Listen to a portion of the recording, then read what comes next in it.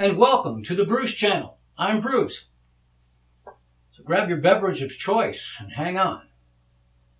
Among the noteworthy items that occurred this week, there were two directly competing for the leadoff, and I decided to go with the one closest to home, our wacko weather. Within that subtext, we have to start in California. Good news in California is that the extreme drought conditions that have prevailed for years are diminishing, although there are still areas officially classified as abnormally dry. Likely there will still be some wildfires this summer, but the extreme drought is diminished, and that's the good news.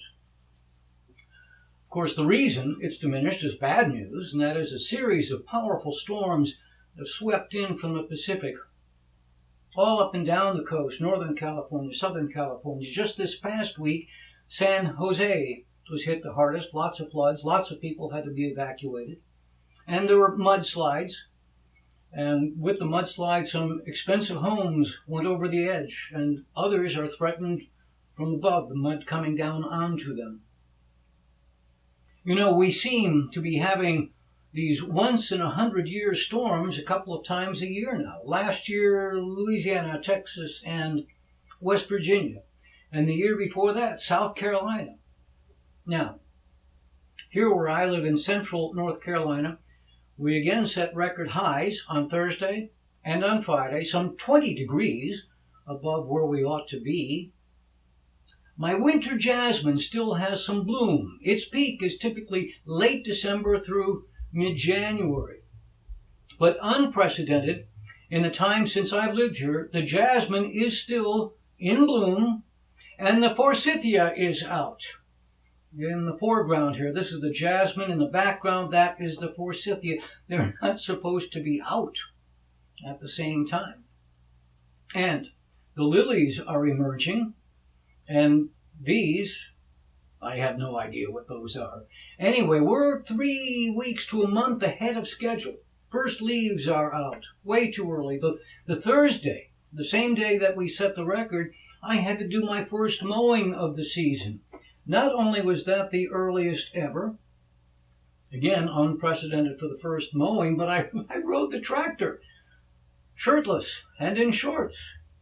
And the record warmth isn't confined to the South. Nationally, over 250 record highs have been set in February, and there are still a few days to go.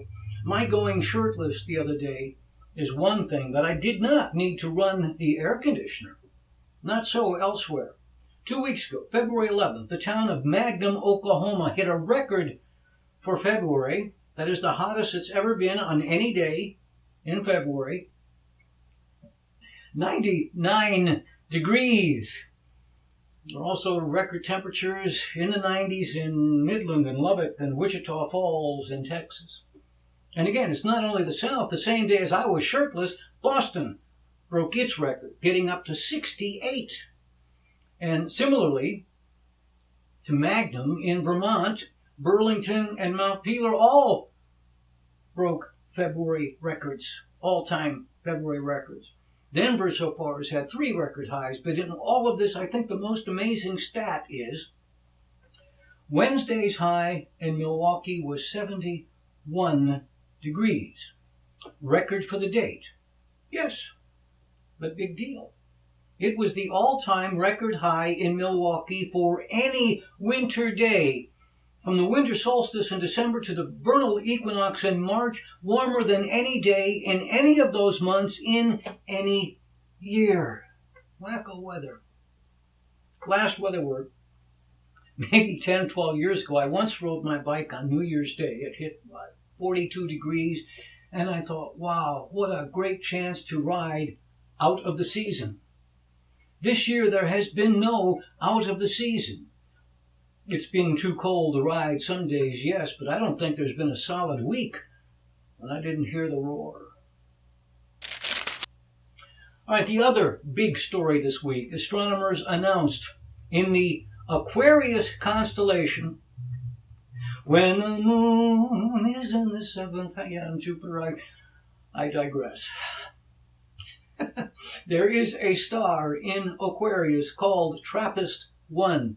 It is an ultra-cool dwarf star. Not that it's cool. That's an official designation. An ultra-cool dwarf star. It's only about 10% of our size. Our sun's size. And it was discovered back in the 90s.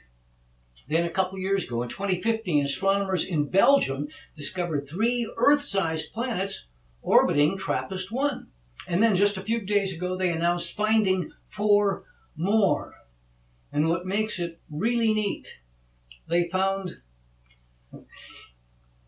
this via math that I cannot possibly understand, but nevertheless have great admiration for. They found that at least 3 of them, but possibly all 7, are in what is known as the habitable zone. The habitable zone is roughly defined by a planet's surface being able to support liquid water. It's also sometimes called the Goldilocks zone. You know, not too hot, not too cold, it's just right. So who knows, maybe one day the companies begun by Jeff Bezos or Elon Musk or others will offer vacations to one of those planets. We have the ability to overcome the Earth's gravity or the moon's gravity or the sun's gravity, so why not? Except for the distance. TRAPPIST-1 is 39.5 light years away, but you know, that's just a number. When they have transporter rooms, beam me up, Scotty. Why not? Speaking of Jeff Bezos, well, sort of speaking of Jeff Bezos. One thing we know about Jeff Bezos, the guy is smart. I mean, you know, from an online bookstore to is there anything you cannot buy on Amazon?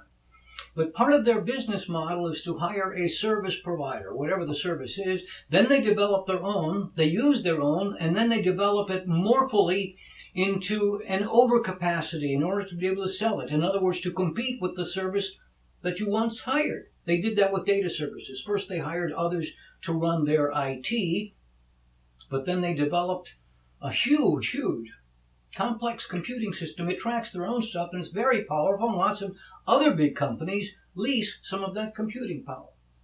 Now, it's been more than a few years, if you saw it, since Jeff Bezos talked about delivery drones on 60 Minutes. So a few months ago, Amazon announced, too, that they were cutting back on their use of UPS and USPS to start their own delivery system. And doubtless, they'll give it enough business to make it profitable on their own, but once they're able to provide more than they need, overcapacity, they'll probably seek to compete with UPS and other delivery companies. New this week, speaking of UPS, they announced their own plans for drone use, and they tested it, and the plan is actually pretty simple. The trucks would be outfitted with launching routes. The driver would put the package in the drone, and then by using GPS coordinates, the drone would deliver the package to the correct address. But this is where it gets cool.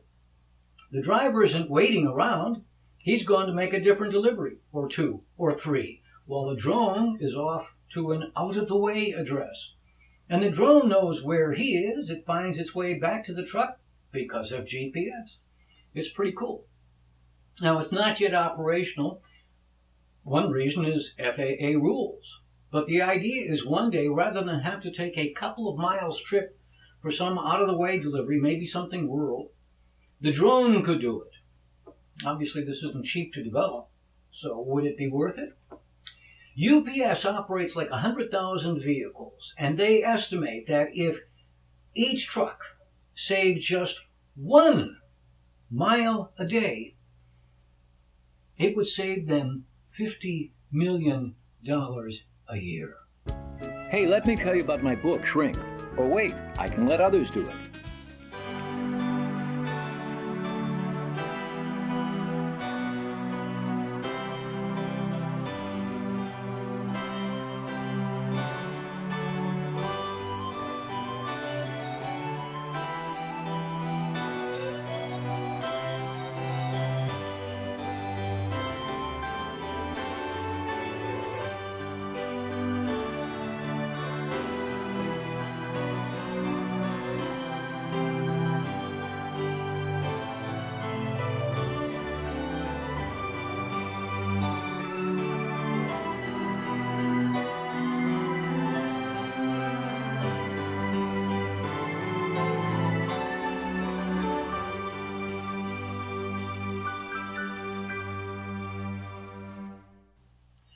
Welcome back. Remember, you can watch all of our previous shows at either our Facebook page or at tinyurl.com/Bruce Channel.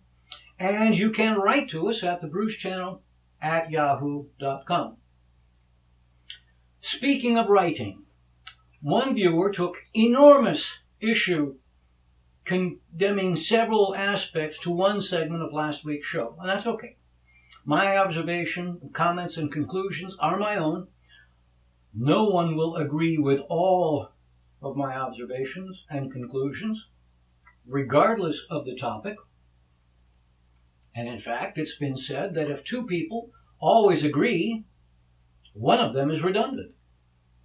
But I want to take a moment to touch on one of the many criticisms, one point specifically, my observation last week that the odds makers at a large British gambling house had set the odds of whether or not Donald Trump would finish his term at nearly 50-50. The viewer asked, who cares what the British think? When I was a kid, my dad taught me that the responsibility for being understood was with the speaker or the writer. So, on that one point at least, I failed to make myself understood, certainly as I hoped to, so let me try again briefly. Basically, there are three factors that came together.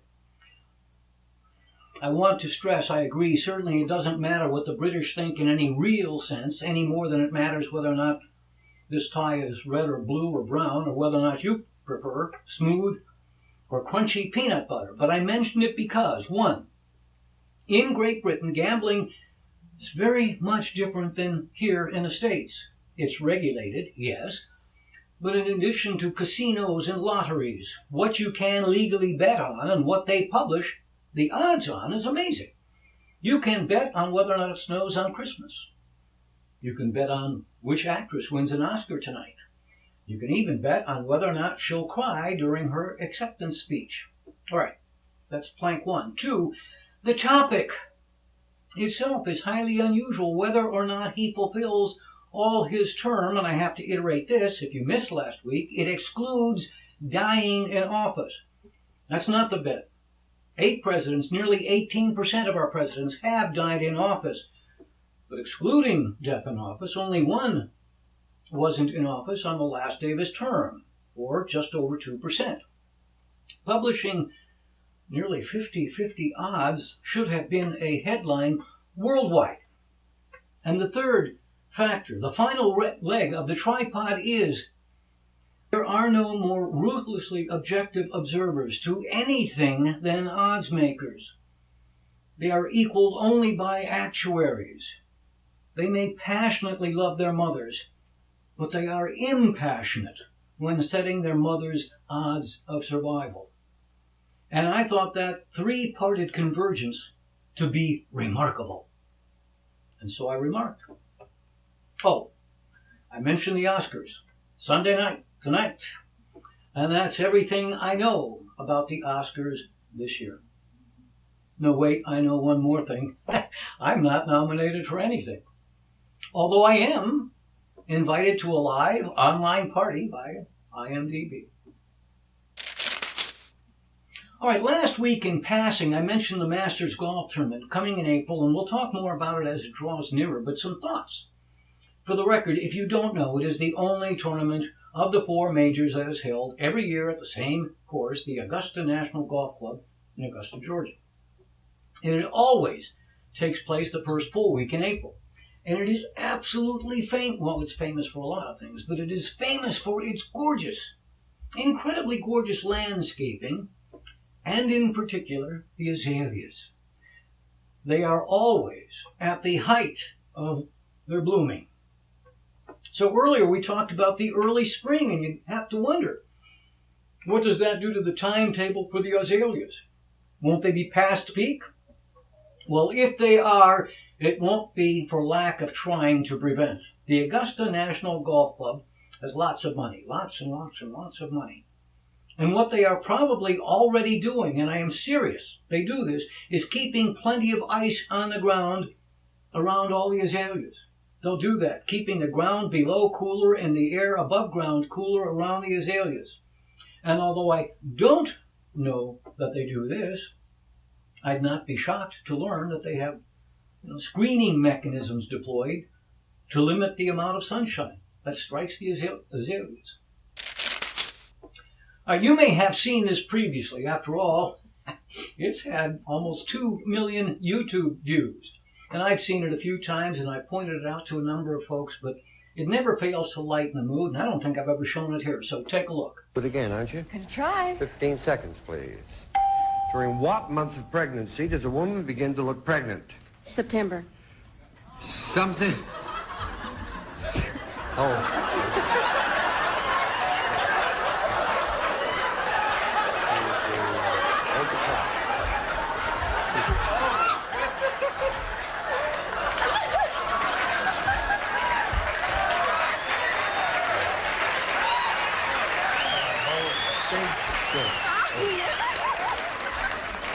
Luckily, the clock doesn't start until I finish the...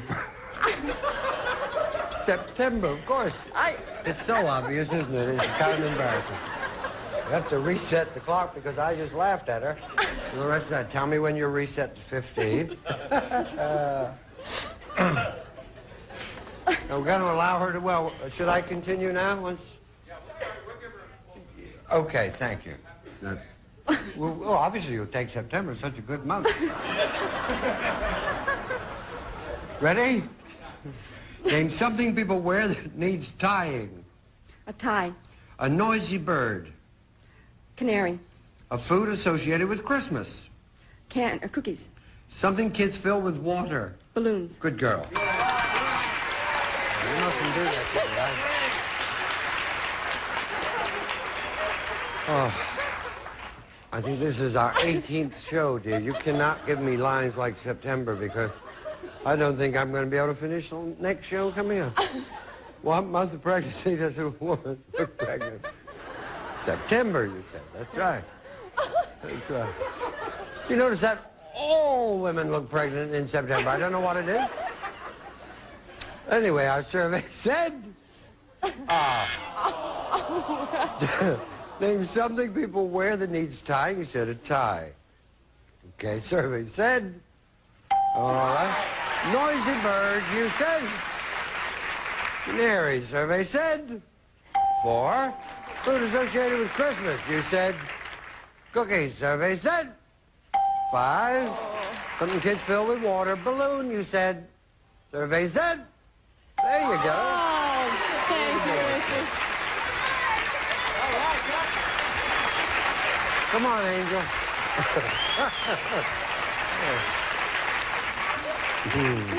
Are you ready? I think so. Good girl. Okay. That's well, just remind everybody, give me 20. If I talk, I'll be gone. Here we go. Okay. Good luck. Oh, this is for luck. Oh, thank you. During what months of... Hold the clock.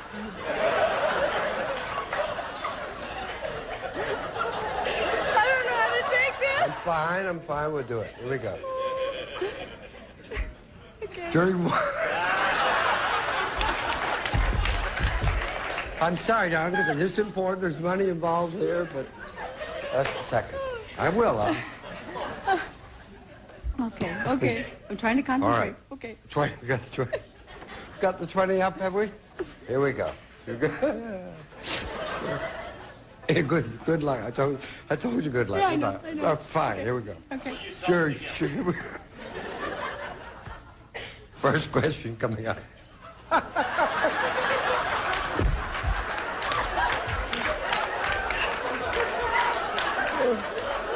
Oh, God.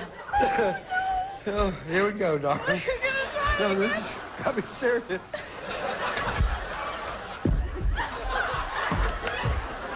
September.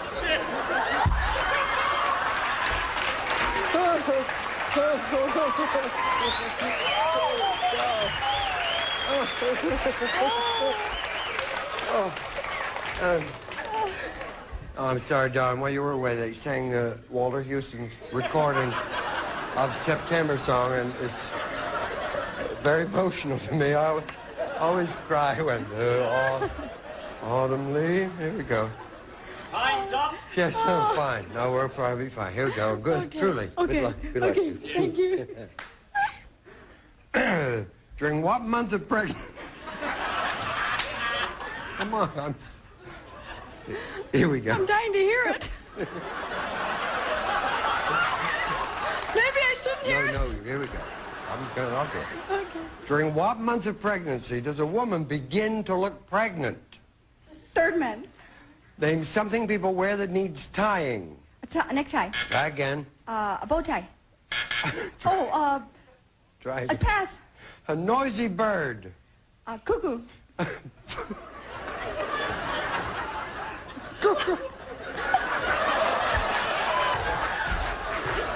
No. Straight, dude. A food. How the hell did you people get on this show? We're getting good answers, huh? A food associated with Christmas. Food associated with Christmas.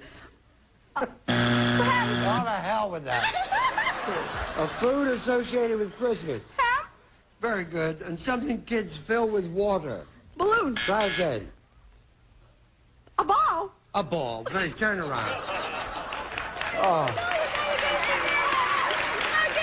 I've never done that. No. All the time that I have ever been on, I have never done that. But you see her answer? Oh. See, we said, what month of pregnancy does a woman begin to look? She said something. That's okay. Good answer. Good answer. Oh, shut up. September. Who knew? All right, we'll take our leave with a few quickies. You know what this is, right? Blank CDs or DVDs come under this? Well, I discovered that in a large size. I think it's 100. If I remember correctly, it's 100. It holds exactly 1 dozen eggs, which with a much smaller footprint can be a serious space saver. Anyway, okay, Monday the 27th is Kahlua Day. I haven't had Kahlua in a long time. Maybe I will reacquaint myself tomorrow. Tuesday is Mardi Gras, Fat Tuesday. Still time to get your ticket and go to one of the Mardi Gras cities. And of course, Friday, March the 3rd, is National Day of Unplugging. Yeah, it's really a thing. I just don't think it's ever going to really catch on.